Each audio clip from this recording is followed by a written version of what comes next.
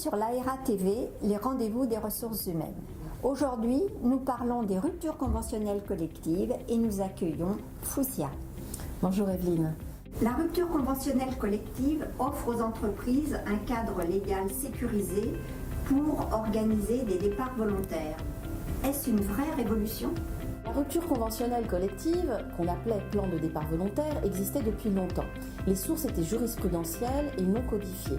Les ordonnances et décrets de 2017 sont venus codifier justement ce dispositif.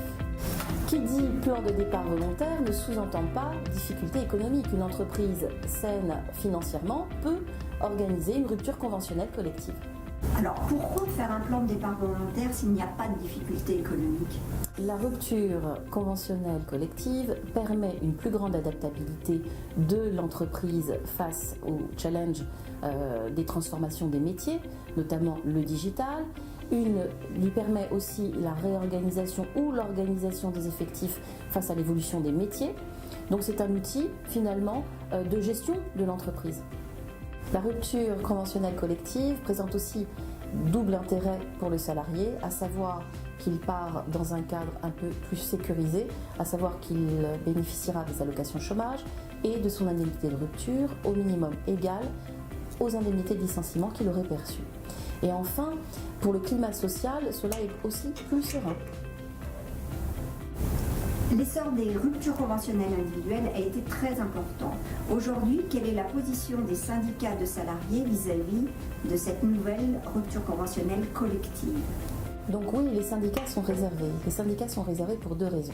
La première, c'est sur la base du volontariat. Est-ce que le volontariat est vraiment existant ?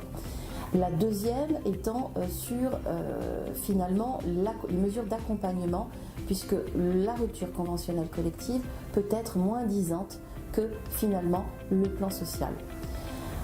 Pour info, nous avons eu deux exemples qui sont à l'opposé. PSA qui avait des mesures d'accompagnement très importantes qui a été adoptée, donc une rupture conventionnelle collective qui a été adoptée, et Pinky qui a mis en place une rupture conventionnelle collective qui, elle, a été refusée par les syndicats car moins disante.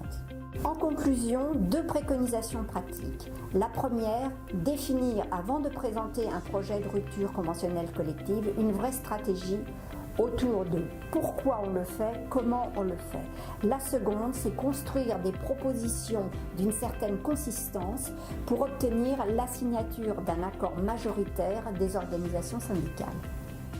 Pour approfondir cette thématique, retrouvez-nous sur laera.fr. Merci de nous avoir suivis et à bientôt pour un nouveau rendez-vous RH. Au revoir. Au revoir.